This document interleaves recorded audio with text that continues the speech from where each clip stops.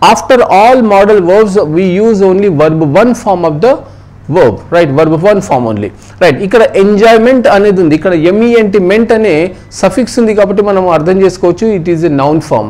So now you have to change this noun form into verb form. Enjoyment నుండి ment అనే suffix తీసేస్తే మనకు enjoy అనే verb form వస్తుంది. అండ్ ఇంకో సూచన ఏం చేసాము, ఇది కెన్ అనేది మోడల్ వర్బ్, నెగిటివ్ సెన్స్ వచ్చింది కాబట్టి నాట్ యాడ్ అయింది, కానీ మెయిన్గా మనం చూడాల్సింది మోడల్ వర్బ్ కాబట్టి ఇక్కడ కెన్ నాట్ ఎంజాయ్ అనేది రైట్ ఆన్సర్ అవుతుంది. So after all modal verbs can కానీ, కుడ్ కానీ, షల్ కానీ, షుడ్ కానీ, విల్ కానీ, వుడ్ కానీ, use to, ought to, need to, date to, మనకు 13 మోడల్ వర్బ్స్ ఉన్నాయి.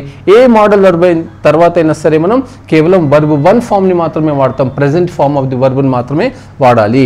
Can not enjoy the pleasure of being wealthy. People dash feels health is more valuable అని అన్నాం.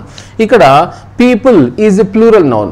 మనకు సింపుల్ ప్రెజెంట్ టెన్స్లో మనం చూస్తాము, ఒకవేళ ఇవ్వబడిన సబ్జెక్ట్ థర్డ్ పర్సన్ సింగులర్లో ఉన్నప్పుడు ఏమవుతుంది, వర్బ్కి ఎస్ లేదా ఈఎస్ లేదా ఐఎస్ యాడ్ చేస్తుంటుంది.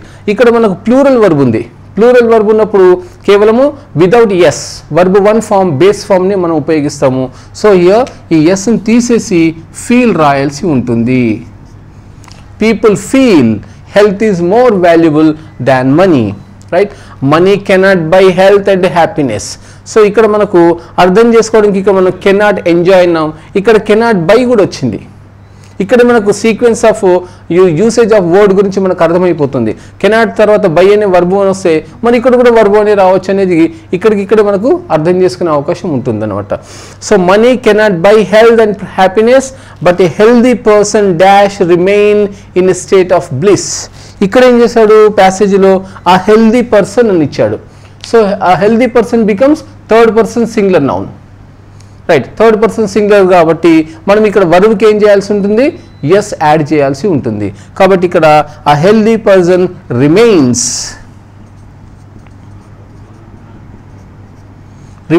ఇన్ స్టేట్ ఆఫ్ బ్లిస్ అనేది కరెక్ట్ ఆన్సర్ అవుతుంది.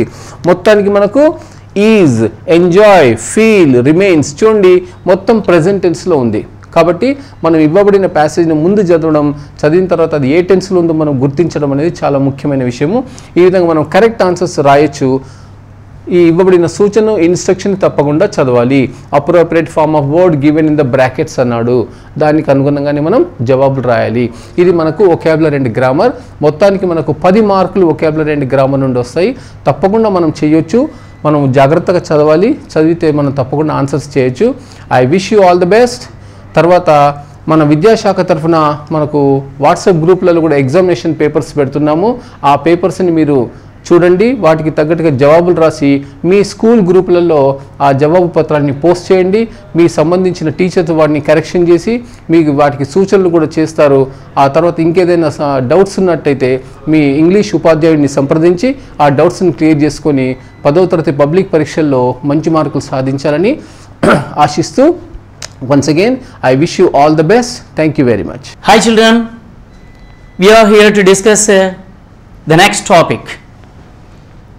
Today we are going to discuss the creative writing part, that is section C. But this time it's not paper 1 but it is a paper 2. So here in paper 2 also we have got different discourses, major and minor discourses. There are 5 major discourses to be asked in the final examination and 3 minor discourses. So out of these 5 major discourses, 2 are given, out of which you people are supposed to attempt 1 discourse. And as far as the minor discourses are concerned, only 1 minor discourse out of 3 will be asked, and it is a compulsory question and you are supposed to solve it. Major discourse is meant for 10 marks while minor discourse is meant for 5 marks. So here are the different discourses. Of course, these may not be visible to you as the script is very small. You can see the different types of discourses as well as the indicators against them in your textbook. In the last page of your textbook, these indicators have been given. చూడండి పిల్లలు,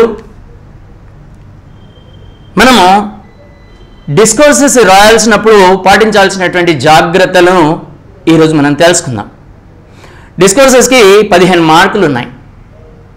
ఈ 15 మార్క్స్లో 10 marks ఏమో major డిస్కోర్స్కి, 5 marks ఏమో minor డిస్కోర్స్కి. అయితే major discourse విషయానికి వచ్చినట్టయితే ఇందాక చెప్పినట్టు 2 మేజర్ డిస్కోర్సెస్ అడగబడతాయి, కానీ అందులోంచి మీరు ఒకటి అటెంప్ట్ చేస్తే సరిపోతుంది. మరి రెండవది అటెంప్ట్ చేయొద్దా? చేయొచ్చు. Which ever is better, that will be considered as your answer. And what's ever the answer gets more marks, that will be considered. You need not worry. Without any fear, you can attempt both the exercises too. Okay?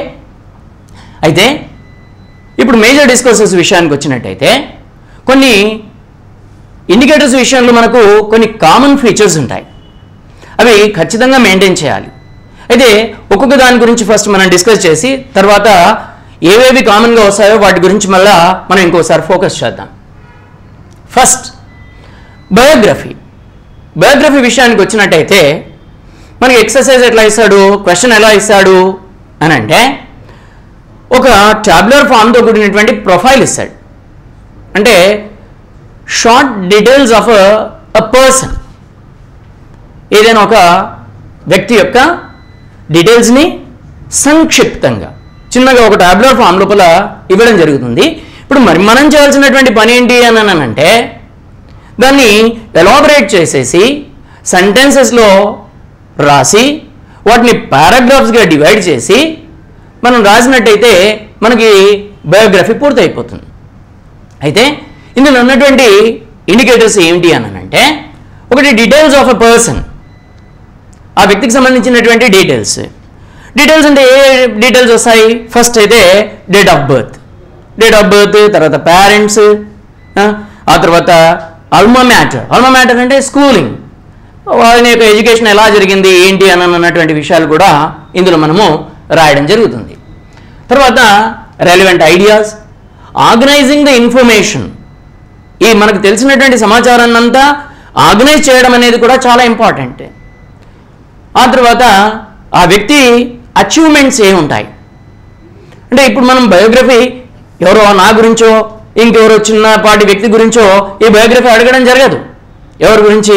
ఒక popular వ్యక్తి, అలాంటి వాళ్ళ గురించి, లేదా national leaders, చాలా గొప్ప వ్యక్తుల గురించినటువంటి ఇన్ఫర్మేషన్ మనకిచ్చి వాళ్ళ యొక్క జీవిత చరిత్రని రాయమని అడగడం జరుగుతుంది. కాబట్టి వాళ్ళ యొక్క అచీవ్మెంట్స్, వాళ్ళు ఏ అచీవ్మెంట్స్ లేనిది ఆ స్థాయికి చేరుకోలేదు కదా, కాబట్టి అచీవ్మెంట్స్.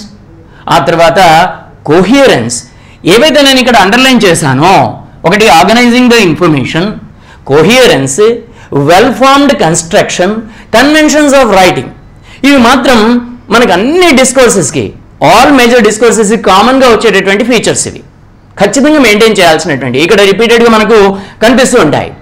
సో కోహియరెన్స్ అని అంటే ఏంటి? ఇప్పుడు చూడండి, ఒక వస్తువుని సిస్టమేటిక్గా పెట్టిన దానికి, చిందరవందరగా పెట్టిన దానికి తేడా ఉంటుందా ఉండదా? అలాగే వాక్యాలు కూడా మనం విడివిడి వాక్యాలను ఒకదాని పక్కన ఒకటి చేర్చడం ఒక ఎత్తు అయితే, వాటన్నింటినీ ఒక రకమైనటువంటి లింకింగ్ వర్డ్స్ని ఉపయోగిస్తూ, ఇప్పుడు ఉదాహరణకి అని అన్నాను, మొట్టమొదట, తర్వాత, ఇలాంటి పదాలు ఏవైతే వస్తుంటాయో మనకి తెలుగులో ఇవి ఏమంటాయి? వాటిని కోహెసివ్ డివైసెస్ అని అంటాం. Yesterday, Raghunath sir told you about cohesive devices. First of all, finally, secondly, firstly, eventually, generally. So these are the different words that are used as not only they, but also, for example, while, when, where, as far as something is concerned. So these are different kinds of cohesive devices that help us to maintain the proper sequencing of sentences. So this is one of the most important features of a discourse writing. In a creative writing, you should not forget the importance of using cohesive devices.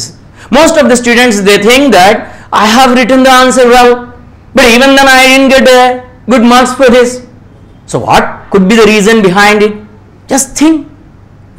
So మీరు చేసేటటువంటి పని ఏంటి అని అంటే వాక్యాలు రాసారు నిజమే, కానీ వాటి యొక్క ప్రాపర్ సీక్వెన్సింగ్ని మీరు మెయింటైన్ చేయకపోవడం మూలంగా మీరు కొన్ని మార్కులు కోల్పోతారు. 1 or 2 marks you lose because of a lacking cohesive devices in your paragraphs. So if you maintain that, you are sure to get good marks for discourse also. And after that, well formed construction of a sentence that must be an error free. ఎలాంటి తప్పు లేకుండా, ఎలాంటి తప్పు అంటే there must not be any grammatical mistake, there must not be any syntactical mistake, and there must not be any conventional mistake. Conventions of writing అనంటే ఏంటి? మనం చిన్నప్పటి నుంచి పిల్లలకు నేర్పాల్సినటువంటి విషయం ఏంటి అనంటే, మీరు ఆల్రెడీ అందరూ మీ సార్లతో నేర్చుకొని ఉంటారు. కన్వెన్షన్స్ ఆఫ్ రైటింగ్లో ఏమేమి వస్తాయి? ఒకటి పంక్చుయేషన్ మార్క్స్, వాటిలో క్యాపిటలైజేషన్ కూడా ఒక పార్ట్. ప్రతి పిల్లవాడు విధిగా ఒక వాక్యాన్ని మొదలు పెడుతున్నప్పుడు దానిలో మొట్టమొదటి అక్షరం క్యాపిటల్ ఉండాలి అన్నటువంటి సంగతిని మర్చిపోతే మీ మార్క్ అక్కడ పోయినట్టే లెక్క. So first impression is the best impression.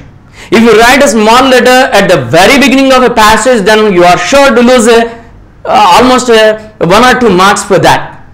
So maintenance of conventions of writing is also one of the important features of a writing a discourse. కాబట్టి ఈ విషయాన్ని మీరు ఎట్టి పరిస్థితులలో విస్మరించొద్దు. కన్వెన్షన్స్లో ఏం కావాలి? మ్యాథమెటిక్స్లో మీకు ఎలాగైతే ఒక ఘన పరిమాణము లేకపోతే వైశాల్యం అడిగినప్పుడు సెంటీమీటర్ స్క్వేరు లేకపోతే మీటర్ స్క్వేరు కిలోమీటర్ స్క్వేరు ఏ రకంగానైతే రాశారో, ప్రతి సెంటెన్స్ ఇంగ్లీష్లో ఏమవుతుందంటే ఒక ఎండ్ పంక్చుయేషన్ మార్క్తో పూర్తవుతుంది. ఆ ఎండ్ పంక్చుయేషన్ మార్క్ని మీరు ఎక్కడ పెట్టాలో అక్కడ పెట్టకపోతే ఆ సెంటెన్స్ ఏమైపోతుంది?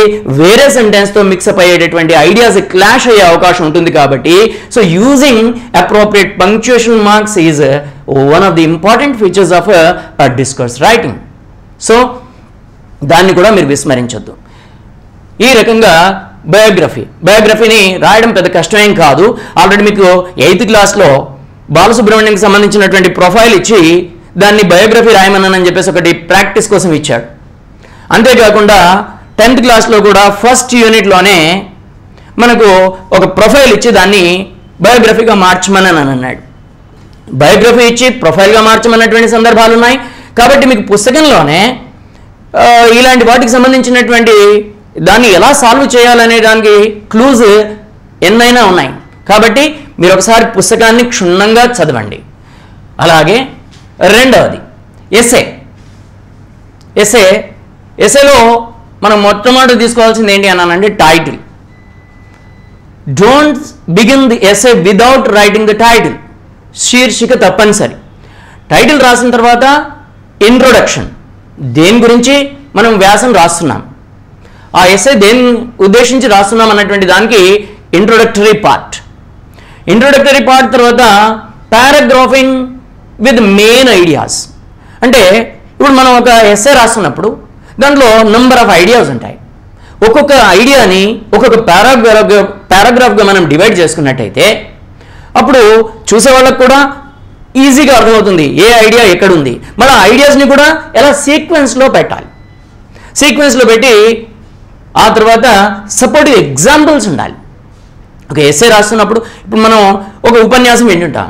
ఉపన్యాసం వినేటప్పుడు ఆ ఉపన్యాసకుడు ఆరేటర్ ఎవరైతే ఉంటారో నంబర్ ఆఫ్ ఎగ్జాంపుల్స్, పుట్టకథలు పిట్టకథలు తీసుకొచ్చి చెప్తుంటారు. అలాంటి సపోర్టివ్ ఎగ్జాంపుల్స్ మీకు ఏం చేస్తాయి అని అంటే ఎస్ఏకి బలాన్ని చేకూరుస్తాయి. ఆ తర్వాత ఆర్గనైజింగ్ ఆఫ్ ఐడియాస్, అది దాంట్లో కూడా ఉంది, ఇక్కడ కూడా ఉంది. కోహియరెన్స్, ఇందాకే అనుకున్నాం కోహెసివ్ డివైసెస్ని వాడితే అప్పుడు ఏమవుతుంది అని అంటే ప్యాసేజ్ కొహెషన్ని మెయింటైన్ చేసింది అని అంటాం. ఆ కొహెషన్ని మెయింటైన్ చేసినప్పుడు ఏమంటాం? కోహియరెన్స్ ఉంది అని అంటాం. కోహియరెన్స్ అని అంటే ఐడియాస్ ఒక ప్రాపర్ సీక్వెన్స్లో ఉన్నాయి, అరేంజ్ చేయబడ్డాయి అని. సో ఆ విషయాన్ని ఎట్టి పరిస్థితులలో మర్చిపోవద్దు. అది మీకు 1 or 2 మార్క్స్ని అడిషనల్గా ఇవ్వడానికి దోహదపడేటటువంటి అంశం. ఏది? కోహియరెన్స్ని మెయింటైన్ చేయడం అనేటటువంటిది. తర్వాత వెల్ ఫార్మ్డ్ సెంటెన్సెస్, ఇవన్నీ కూడా కామన్గా వచ్చేటటువంటి అంశాలు. వెల్ ఫార్మ్డ్ సెంటెన్సెస్ అంటే ఇందాక అనుకున్నాం. So the sentences must be grammatically error free and syntactically error free, and they also must be conventionally error free. There must not be any conventional errors in the writing. So after that, letter writing అయితే మీరు చిన్నప్పటి నుంచి కూడా practice చేస్తూనే ఉంటుంటారు. అయితే మీకు తెలుసు ఏంటనంటే రెండు రకాల లెటర్ రైటింగ్స్ ఉన్నాయని అని చెప్పేసి, ఒకటి పర్సనల్, ఇంకొకటి వచ్చేసి అఫీషియల్. లాంగ్వేజ్లో తేడా వస్తుంది దేనికి, పర్సనల్ లెటర్స్కి తర్వాత అఫీషియల్ లెటర్స్కి. లేఅవుట్ని మర్చిపోవద్దు. లేఅవుట్ జనరల్గా పర్సనల్ లెటర్స్కి అయితే ఇండెంటెడ్ ఫార్మాట్. ఇండెంటెడ్ ఫార్మాట్ అని అంటే ఏంటి, మనకు ట్రెడిషనల్గా వస్తున్నటువంటి ఫార్మాట్. ట్రెడిషనల్గా ఎలాంటి ఫార్మాట్ వస్తుంది, జనరల్గా మనం చూస్తుంటాం స్టేషన్ అండ్ డేట్. ప్రతి లెటర్లో 5 భాగాలు ఉంటాయని అన్నటువంటిది ఖచ్చితంగా గుర్తుంచుకోవాలి. ఈ 5 భాగాలలో మెయిన్గా మనకు ఒక 4 పార్ట్స్కి 1 మార్క్ అలాట్ చేయబడి ఉంటుంది. అవి గుడ్డిగా రాసేయచ్చు. ఏ లెటర్కైనా కామన్గా ఉండేటటువంటి ఆ 4 పార్ట్స్ ఏంటి అని అంటే, ఒకటి హెడింగ్. హెడింగ్ని మనం ఏమంటాం, స్టేషన్ అండ్ డేట్ అని అంటాం. స్టేషన్ అంటే ఎక్కడి నుంచి రాస్తున్నాం, తర్వాత డేట్ ఏ రోజున లెటర్ రాస్తున్నాం. ఈ విషయం తర్వాత స్టేషన్ అండ్ డేట్ తర్వాత నెక్స్ట్ వచ్చేసి సల్యూటేషన్. సల్యూటేషన్ అంటే ఏంటి, మనం ఎవరిని ఏ రకంగా సంబోధిస్తున్నాం. లెటర్ రాసేవాళ్ళు ఫర్ ఎగ్జాంపుల్ ఒక ఆఫీసర్కి రాస్తున్నాం. ఆఫీసర్కి రాస్తున్నప్పుడు మనకు అక్కడ ఉన్నటువంటి వ్యక్తి మేలా ఫిమేలా తెలిసినట్టయితే సర్ ఆర్ మేడం అని చెప్పేసి మనం సల్యూటేషన్ పెడతాం. ఆ తర్వాత బాడీ ఆఫ్ ద లెటర్. కానీ ఈ బాడీ ఆఫ్ ద లెటర్ అనేటటువంటిది అన్నింటికన్నా పెద్ద భాగం. ఇది వదిలేద్దాం మనం ఇప్పుడు, ప్రస్తుతానికి అయితే వదిలేద్దాం. ఫస్ట్ హెడింగ్, నెక్స్ట్ వచ్చేసి సల్యూటేషన్, ఆ తర్వాత వచ్చేసి సబ్స్క్రిప్షన్ అండ్ సూపర్స్క్రిప్షన్. ఈ 4ంటికి విధిగా మీకు 1 1 1 1 1 4 మార్కులు వస్తాయి. ఎంత సింపుల్ విషయం చూడండి. ఎలా, హెడింగ్, సల్యూటేషన్ ఎవరికి రాస్తున్నామో వాళ్ళని ఎలా సంబోధిస్తామని తెలిస్తే చాలు 1 mark you can grab. Subscription and superscription. Subscription అంటే ఏంటి, మనం ఇక్కడ కింద రాస్తుంటాం కదా, yours lovingly, yours faithfully, your loving friend, ఈ రకంగా యువర్స్ ట్రూలీ, యువర్ సిన్సియర్లీ. ఎవరికి రాస్తున్నామన్న దాన్ని బట్టి ఎలాంటి పార్ట్ని మనం తీసుకోవాలి అని అనేది ఆధారపడి ఉంటుంది. ఇది ఆల్రెడీ మీరు నేర్చుకొని ఉంటారు. కాబట్టి సబ్స్క్రిప్షన్కి 1 మార్క్, ఆ తర్వాత సూపర్స్క్రిప్షన్. ఇలా చూస్తున్నానేంటి అంటే, ఇక్కడ మన హెడింగ్ ఉంటుంది, ఇక్కడ వచ్చేసి దీంట్లో ఈ మ్యాటర్ని మర్చిపోండి మీరు. ఇక్కడ వచ్చేసి సల్యూటేషన్, ఆ తర్వాత మధ్యలో బాడీ ఆఫ్ ద లెటర్, ఆ తర్వాత సబ్స్క్రిప్షన్ అండ్ సూపర్స్క్రిప్షన్. ఇది ఏమంటాం మనం, ట్రెడిషనల్ ఫార్మాట్ లేదా ఇండెంటెడ్ ఫార్మాట్ అని నేను అంటాను. ఈ ఫార్మాట్లో మీరు పర్సనల్ లెటర్స్ హాయిగా రాసేసుకోవచ్చు. మరి అఫీషియల్ లెటర్స్ అయితే, అఫీషియల్ లెటర్స్కి మరి ఈ ఫార్మాట్ నడవదా, నడుస్తుంది. కానీ ఈ మధ్యలో కొన్ని కొత్త పోకడలు వచ్చాయి. బ్లాక్డ్ ఫార్మాట్ అని, సెమీ బ్లాక్డ్ ఫార్మాట్, లేదా మనం ఇంకొక రకంగా blocked and fully blocked format అని, ఈ రకంగా మనకు అంటే ప్రతి ఒక్కటి కూడా మనము ఈ ఎడం వైపు నుంచి వితౌట్ మార్జిన్, ఎలాంటి మార్జిన్, ఒక 1 వర్డ్ స్పేస్ కూడా వదిలేయకుండా ఎక్స్ట్రీమ్ మార్జిన్ అంటే మనము స్టార్ట్ చేసేటటువంటి పద్ధతి, దాన్ని ఏమంటాం బ్లాక్డ్ ఫార్మాట్ అని అంట. ఇప్పుడు మనకు రైట్ సైడ్ ఏం ఉండదు, ఇంకా దాంట్లో సెమీ బ్లాక్డ్లో మాత్రం ఒక డేట్ మాత్రం రావడానికి అవకాశం ఉంది. కానీ మిగతా అన్నీ కూడా మనకి ఏ రకంగా అన్ని లెఫ్ట్ సైడ్ నుంచి, లెఫ్ట్ మార్జిన్ నుంచే స్టార్ట్ అవుతాయి. ఈవెన్ సబ్స్క్రిప్షన్ అండ్ సూపర్స్క్రిప్షన్ కూడా దీంట్లో మనకు కొంచెం వెసులుబాటు ఏంటంటే, ఇక్కడ ఫ్రమ్ అండ్ టు, ఎవరు రాస్తున్నారు, ఎవరికి రాస్తున్నారు లెటర్ అనేటటువంటి విషయం మనకు అఫీషియల్ లెటర్లో బ్లాక్డ్ ఫార్మాట్లో పైనే వచ్చేస్తుంది. మళ్ళీ సెపరేట్గా మీరు సూపర్స్క్రిప్షన్ మళ్ళీ రాయాల్సినటువంటి అవసరం లేదు. ఒక కాంప్లిమెంటరీ క్లోజ్ పెట్టేస్తే సరిపోతుంది. కాంప్లిమెంటరీ క్లోజ్ అని అంటే యువర్స్ ఫెయిత్ఫుల్లీ, యువర్స్ సిన్సియర్లీ, అదేదైతే ఉందో దాన్ని ఏమంటాం మనం కాంప్లిమెంటరీ క్లోజ్ అని అంటాం. సో ఆ ఒక్కటి రాసేస్తే సరిపోతుంది. అది కూడా రైట్ సైడ్ కాకుండా లెఫ్ట్ బాటంలోనే మనం రాస్తుంటాం. So this is about what letter writing. ఒక్క విషయం గుర్తుపెట్టుకోవాలి ఏంటంటే, బాడీ ఆఫ్ ద లెటర్ మిగిలిపోయింది కదా, ఆ బాడీ ఆఫ్ ద లెటర్లో పారాగ్రాఫింగ్ ఆఫ్ ఐడియాస్ అనేటటువంటిది కంపల్సరీగా మెయింటైన్ చేయాలి. At least there must be 3 paragraphs in your letter, and there is no restriction for maximum number of paragraphs. Okay, అలా అని చెప్పేసి మీరు ఒక 100 పారాగ్రాఫ్లు రాసుకుంటూ కూర్చుంటే దినం అక్కడ అయిపోతుంది. అది కాదు, మా అయితే ఒక 4-5 వరకు కూడా మీరు వెళ్ళడానికి అవకాశం ఉంది. కానీ మినిమంకి మాత్రం ఓ నిబంధన ఉంది ఏంటి అని అంటే 3 పారాగ్రాఫ్స్ అయినా ఖచ్చితంగా బాడీ ఆఫ్ ద లెటర్ లోపల ఉండేలాగా చూసుకోవాలి. ఆ తర్వాత ఇక పారాగ్రాఫ్స్ అయిపోయింది. కోహెరెన్స్ అది ప్రతి దానికి ఉండాల్సిందే. మేజర్ డిస్కోర్స్ అంటే కోహెరెన్స్ తప్పకుండా ఉండాల్సిందే. ఆ తర్వాత రిఫ్లెక్టింగ్ ద రిలేషన్, ఎవరికి రాస్తున్నాం, ఎవరి అంటే అఫీషియల్స్కి రాస్తున్నామా లేదా మన సంబంధికులకి రాస్తున్నామా. సంబంధికులకైతే ఇందాకే అనుకున్నాం పర్సనల్ లెటర్, దానికి ఫార్మాట్ ఏంటి, ఓ ట్రెడిషనల్ ఫార్మాట్ తీసుకుంటే సరిపోతుంది. అఫీషియల్కి ట్రెడిషనల్ తీసుకోవద్దా అన్నది ఏమీ లేదు. కానీ కాకపోతే మీకు దీని గురించి కూడా అవగాహన ఉంది అని అనుకుని చెప్పేసి ఆ పేపర్ కరెక్షన్ చేసే వాళ్ళకి ఒక రకమైనటువంటి మంచి ఇంప్రెషన్ పడే అవకాశం ఉంది. కాబట్టి better you choose either blocked or fully blocked format for the purpose of what? Official letters. Okay. Next, report or news report.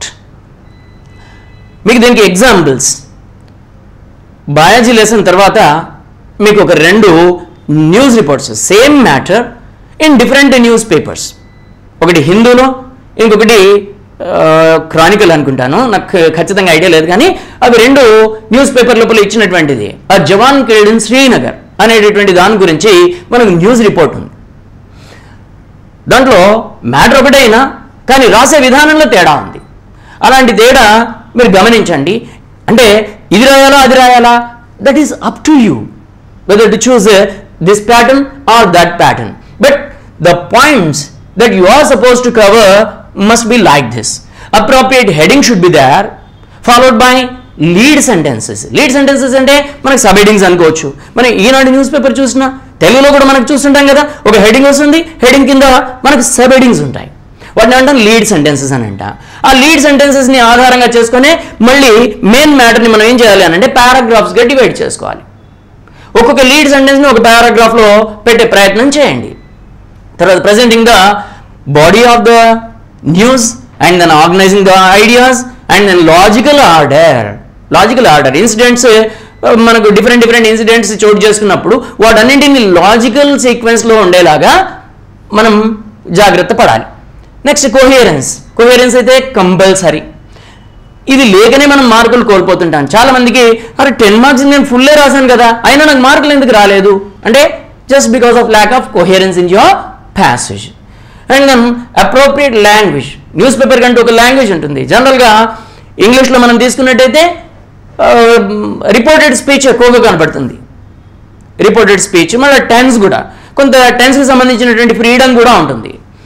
మీరు రెగ్యులర్గా ఇంగ్లీష్ న్యూస్ పేపర్స్ చదివే అలవాటు కనుక ఉన్నట్టయితే ఎలా రాయాలి అనేటటువంటిది, ఎట్లాంటి లాంగ్వేజ్ తీసుకోవాలనేటువంటిది మనకు సులభంగా తెలిసిపోతుంది. Next, the last major discourse is speech. మీరు బహిరంగంగా ఎన్నో ఉపన్యాసాలు వినే ఉంటారు. మీ స్కూళ్ళల్లో 15th ఆగస్ట్ కానీ, తర్వాత చిల్డ్రన్స్ డే, ఆ తర్వాత రిపబ్లిక్ డే, ఇలాంటి సందర్భంలో మీ టీచర్స్ స్పీచ్ ఇస్తున్నప్పుడు మీరు చూస్తూనే ఉంటారు.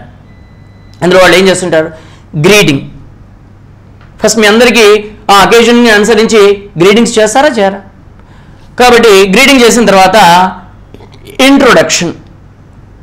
ఇంట్రొడక్షన్ తర్వాత కాంటెక్స్చువల్ రెలవెన్స్, సందర్భోచితమైనటువంటి పదాలు, ఆ తర్వాత మ్యాటర్ ఇన్ఫర్మేషన్ మనము తీసుకోవాలి.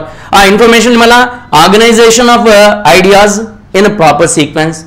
Then language. ఇక్కడ మనకు స్పీచ్లో 3 రకాల లాంగ్వేజ్ మనం ప్రిఫర్ చేయొచ్చు. అంటే ఏదైనా ఒకదానికి స్టిక్ అయి ఉంటే బెటర్.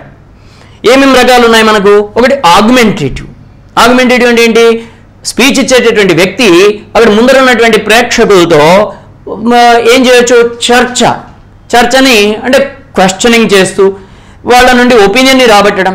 కాకపోతే ఇది కొంచెం డిస్టర్బెన్సింగ్గా ఉంటుంది అని అనుకున్నట్టయితే better you go for persuasive language then argumentative or interactive. So in both the types means what? One is augmentative and the other one is interactive. In these 2 cases there will be some disturbance in your speech. In order to avoid, better you go for what? Using persuasive language. Okay. Next, as the speech is delivered on the days, so what? This kind of expression is also called what? A discourse marker. When you do not get the idea immediately to your mind, sometimes you switch over to using some other words, though they are not necessary. Such kind of expressions are called discourse markers. Even when an interview is taken with a hero or heroine, most of the times you may be seeing what? Shrugging what? Shrugging, raising the shoulders. So these kind of things are called what? As far as something is concerned. Actually, these expressions are not at all necessary in your speech. Though they are not necessary, in order to maintain the continuity of the speech, sometimes you go for what? Using discourse markers here and there. So this is one of the features of what? A speech. So with this we have seen all 5 major discourses which can be asked in the final examination of second paper. And what more is remaining? Now let us see the minor discourses. Minor discourses, just try to remember what minor discourses can be asked in the final examination with the help of the initial letters of each variety. What? The first one is a poster, the second one is the invitation, and the third one is a profile. PIP. Just cut short it to PIP. PIP. P stands for poster. The next one is the invitation. And why this? In order to remember what kind of minor discourses can be asked in the second paper of final examination. So poster, invitation, and profile. So these 3 can be asked in the final examination. Out of these 3, only one will be asked. First, poster. పోస్టర్లు మీరు చూసుంటారు, cinema పోస్టర్లు ఉంటాయి. తర్వాత polio క్యాంపెయినింగ్కి కూడా మనం పోస్టర్లు వాడుతుంటాం. హరితహారానికి కూడా పోస్టర్లు వాడుతుంటాం. పోస్టర్లను మనం ఎన్నో చోట్ల చూసుంటాం. ఆ పోస్టర్ దేనికి? ఒక అడ్వర్టైజ్ చేయడానికి, ప్రకటనను లేదా ప్రచారాన్ని నిర్వహించడానికి మనం పోస్టర్లను వాడుతుంటాం. మరి అందులో ఏమేమి ఉండాలి? ఫస్ట్ అయితే లేఅవుట్ తర్వాత షోయింగ్ ద కాంటెక్స్ట్. ఏ సందర్భం ఏంటి? మరి పోస్టర్ వేయడానికి ఒక సందర్భం ఉండాలి కదా. కాబట్టి ఆ కాంటెక్స్ట్ని, అప్రోప్రియేట్ ఫార్మాట్ ఏంది, బ్రీవిటీ. ఇక్కడ బ్రీవిటీ అని అంటే ఏంటి? సంక్షిప్తత. ఇవన్నీ కూడా మైనర్ డిస్కోర్సెస్లో. Minor discourses are meant for 5 marks, just 5 marks. So you need not go for elaborative matter. Brevity is the important feature of a minor discourse. సంక్షిప్తంగా ఉండాలి మీరు రాసేటటువంటి. ఈవెన్ కంప్లీట్ సెంటెన్సెస్గా లేకపోయినా కొన్నిసార్లు ఫ్రేజులు వాడినా కానీ కూడా సరిపోతుంది. So that is how you can bring about brevity in your minor discourse. Next, rhythmic language and well-formed construction are the sentences. So these are what the features of a poster. మీరు చూసుకున్నట్టయితే రాజాబాబుకు సంబంధించిన Rajababu comedy షోకి సంబంధించినటువంటి ఒక poster ఇవ్వడం జరిగింది, second unit of 10th class. అంతకన్నా ముందు కూడా మీకు 9th క్లాస్లో కూడా ఉంది. ఈ రకంగా పోస్టర్స్ ఉన్నాయి. ఇన్విటేషన్ కార్డ్స్ అయితే మీ అందరికీ సుపరిచితమే. ఆహ్వాన పత్రికలు అంటే దేనికి వస్తాయి? కేవలం పెళ్లికి మాత్రమే వస్తాయా? ఉపనయనానికి మాత్రమే వస్తాయా? గృహప్రవేశానికి మాత్రమే వస్తాయా? ఇన్విటేషన్స్ అనేవి ఏ రకమైనటువంటి కార్యక్రమం నిర్వహించినా అందులో పాల్గొనమని చెప్పడానికి వాడేటటువంటి కార్డ్సే ఇన్విటేషన్ కార్డ్స్, ఆహ్వాన పత్రికలు. ఏదైనా ఒక ప్రోగ్రాం నిర్వహిస్తున్నానంటే ఆ ప్రోగ్రాన్ని సక్సెస్ చేయడానికి మనం చేసేటటువంటి ప్రయత్నమే, ఒక ఇనిషియేటివే ఏంటి అని అంటే ఇన్విటేషన్. మీరు ఇంటికి వచ్చినటువంటి పత్రికల్లో తెలుగు చూసింటారు, ఇంగ్లీషు కూడా చూసింటారు. ఇంగ్లీషు చూస్తే దానిలో స్టార్టింగ్ ఎలా ఉంటుందో ఒకసారి చూడండి. పైన అనేది ఇన్విటేషన్ ఉంటుంది, లేదా వెడ్డింగ్ ఇన్విటేషన్. దేనికి సంబంధించిన ఇన్విటేషన్ అనేది మీకు అక్కడ కనబడుతుంది. ఇప్పుడు మీరు మర్చిపోకూడనటువంటి అంశం ఏంటి అని అంటే ఆ కాంటెక్స్ట్ మీరు ఖచ్చితంగా చెప్పాలి. ఏంటి? ఒకవేళ బర్త్డే ఉంటేనే బర్త్డే ఇన్విటేషన్, ఏ రకమైనటువంటిది ఉన్నా కానీ కూడా ఆ ఇన్విటేషన్ అనే ఆ పేరుతో మనం ఇక్కడ రాసేస్తే సరిపోతుంది. అది కాంటెక్స్ట్ అయిపోయింది. నెక్స్ట్, కాంటెక్స్ట్ అయిపోయిన తర్వాత అప్రోప్రియేట్ ఫార్మాట్. దానికి ఒక ఫార్మాట్ ఉంటుంది కదా. వీ కార్డియల్లీ, ఒకవేళ సంయుక్తంగా కనుక ఆహ్వానిస్తే వీ కార్డియల్లీ, లేదా ఒక్కళ్ళే కనుక ఆహ్వానిస్తే I cordially invite you on the auspicious occasion of so and so. So ఈ రకంగా మనకు మొదలవుతాయి. లేదు we solicit your gracious presence on the auspicious occasion of, ఈ రకంగా కొన్ని వాక్యాలతో ప్రారంభమవుతుంటాయి. మీరు మీ ఇంటికి వచ్చినటువంటి ఇన్విటేషన్ కార్డ్స్ని చూసుకున్నా, లేదా మీకు టెక్స్ట్ బుక్లో కూడా అక్కడక్కడ కొన్ని ఇన్విటేషన్స్ ఇవ్వడం జరిగింది, వాటిని చూసుకున్నా స్టార్టింగ్ లైన్స్ ఎలా ఉంటాయి, సందర్భం ఏంటి, మరి దీంట్లో వెన్యూ, ఏదైనా ఒక కార్యక్రమం జరుగుతుంది అని అంటే కార్యస్థలం, డేట్, ఎక్కడ జరుగుతుంది, ఎప్పుడు జరుగుతుంది, ఇవన్నీ ఇన్ఫర్మేషన్ మనకు ఖచ్చితంగా ఉండాలి. అది ఎట్లా పెద్దగా సెంటెన్సెస్ రూపంలో రాయాల్సినటువంటి అవసరం లేదు, మీరు కార్డ్స్లో చూసుంటారు. అదేవిధంగా బ్రీవిటీ, బ్రీవిటీ అంటే సంక్షిప్తత కూడా ఇంపార్టెంటే. తర్వాత పర్స్వేజివ్ లాంగ్వేజ్. పర్స్వేజివ్ లాంగ్వేజ్, మన లాంగ్వేజ్ ఏ రకంగా ఉండాలి అని అంటే ఆమోదయోగ్యంగా ఉండాలి, అది మనం మెయింటైన్ చేయాలి. నెక్స్ట్ చివరికి మిగిలింది ఏంటి అని అంటే ప్రొఫైల్. ప్రొఫైల్ మీరు ఈ రకంగా భావించవచ్చు. ఏ రకంగా, ఇంతకుముందు బయోగ్రఫీ రాయాల్సి వచ్చినప్పుడు షార్ట్ ఇన్ఫర్మేషన్ని ఎలాబరేట్ చేశాం. ఇప్పుడు మనము ఒక బయోగ్రఫీ లాంటి పెద్ద ఇన్ఫర్మేషన్ని ఏం చేయాలి, కుదించాలి. We have to concise the size of, concise the length of the passage without omitting the important points from the paragraph. కాబట్టి దీంట్లో ప్రొఫైల్లో మనం ఏమి ఉండాలి, నెసెసరీ డీటెయిల్స్, దాంట్లో ఇంపార్టెంట్ విషయాలు ఏవైతే ఉంటాయో అవి మిస్ మాత్రం కాకుండా చూసుకోవాలి. కాకపోతే బ్రీవిటీ, వాటిని ఏం చేయాలి, సెంటెన్సెస్లో కాకుండా ఫ్రేజెస్గా రాయాలి. You can go for either a tabular form, even in turn you can go for a smaller passage from a larger passage. పెద్ద ప్యాసేజ్ని చిన్నగా చేయడం కూడా ఒక ప్రొఫైల్ రాసేటటువంటి పద్ధతి. రెండవది ఏంటి అని అంటే ఒక టాబ్యులర్ ఫామ్ని, టాబ్యులర్ ఫామ్ ఏం చేసాం, ఈ వైపున డేట్ ఆఫ్ బర్త్, దానికి సంబంధించిన ఇన్ఫర్మేషన్, ఇక్కడ ఏవైతే వచ్చాయో అచీవ్మెంట్స్, తర్వాత అల్మా మ్యాటర్, ఇవన్నీ కూడా మ్యారిటల్ స్టేటస్, ఇవన్నీ విషయాలు ఏం చేయాలి, ఇటు లెఫ్ట్ సైడ్ రాసేసి దానికి సంబంధించినటువంటి డీటెయిల్స్ సెంటెన్సెస్ రూపంలో కాకుండా చిన్న చిన్న ఫ్రేజ్లలో, వర్డ్స్లలో మనం రాసినట్టయితే సరిపోతుంది. So necessary details of a person, presenting relevant ideas, organisation of data and cohesive devices. When you opt the paragraph pattern, again in turn you have to maintain the cohesion.